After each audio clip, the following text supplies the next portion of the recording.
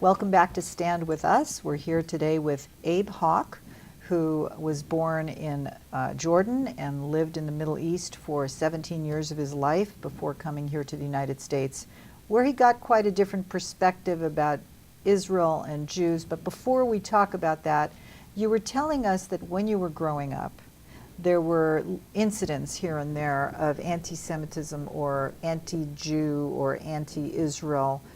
Given you were sort of washed in it, it was part of your upbringing. You were giving us some examples. You talked about the Protocols of the Elders of Zion book being brought into the curriculum. You want to continue with that? Yeah, the protocols, but also there are just general incitement in all forms in the mosques. One of the phrases that are often used in describing Jews and Israel in the mosques is that they're the sons of pigs and monkeys, for example. This is pretty grotesque stuff that, I think even maybe the Nazis would have shied away from. But it's common. As late as 2 years ago, a videotape surfaced showing the ex-president of Egypt, Morsi, the deposed one, saying the same stuff on television. They rely a great deal on the opacity of Arab society, of the lack of knowledge of the Arab language of the West.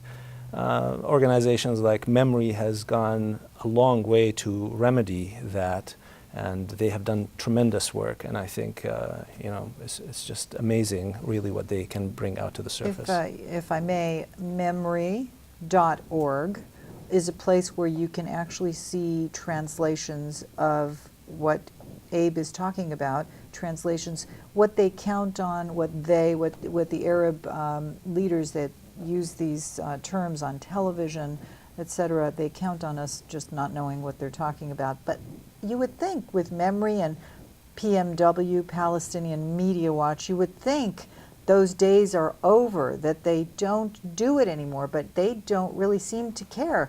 They know that Memory and Palestinian Media Watch are completely exposing this kind of garbage, but they still do it. Yeah, when you have something so ingrained in the national narrative, it's inescapable. It's something that comes out naturally. You can't watch against a core belief of your worldview. You can't. It will always come out. Also, last Christmas I was in Jordan, and I went to an area downtown by the Hosseini Mosque, which is the closest thing to the largest or official mosque of the kingdom. It's not large in size, but it's the place where the leaders of the country often go to pray. And it's right downtown in the old part of the city. And around it, the mosque is ringed by these small shops, bookstores, many of them Islamic bookstores or Islamist bookstores. So I went from one to the next, looking around, and each one had sort of a table in the middle of perennial favorites, things that people come to buy all the time, books that everybody asks for frequently.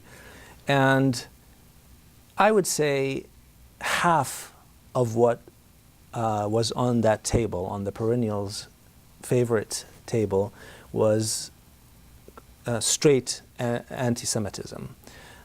Things dealing with the evils of the Jews generally, but of Zionism. And amongst some of these books were authored by Westerners, like one's authored by Noam Chomsky, Norman Finkelstein, Jimmy Carter, and Max Blumenthal. They were part and parcel of that table. They were prominently displayed on those perennial favorites table. So these are, this is all, for them, this is how they take it. They take these books and say what the Jews say about themselves and about each other as proof that canards and fabrications like the protocols are true. Scary stuff. Very scary. How it's sort distressing. of really the undercurrent of a society, and not just in one country, but that it's shared throughout the Middle East. And as you say, it's not just an Arab culture, but it's also Islamic culture, which is overlapping. You mentioned the mosques. Is there something that you want to tell us, something that sticks out in your mind?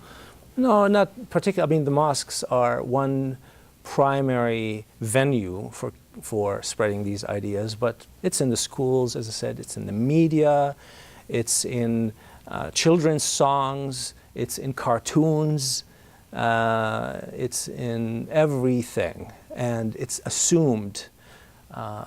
Nobody will, you know, it would be shocking for anyone to suspect that somebody with whom he is speaking doesn't share his views. At one point, somebody asked me when I was there, what languages do you know? You know, knowing that I'm in linguistics. And I said, I mentioned Hebrew as one of the languages. And he said, Hebrew? And his mother, who was a kid, his mother says, yes, you have to know your enemy. She immediately assumed that I am learning Hebrew just because of my enmity towards Israel, and it there could be no other reason, no cultural or aesthetic reason for me to learn Hebrew. So it is a total, you know, we speak about totalitarianism.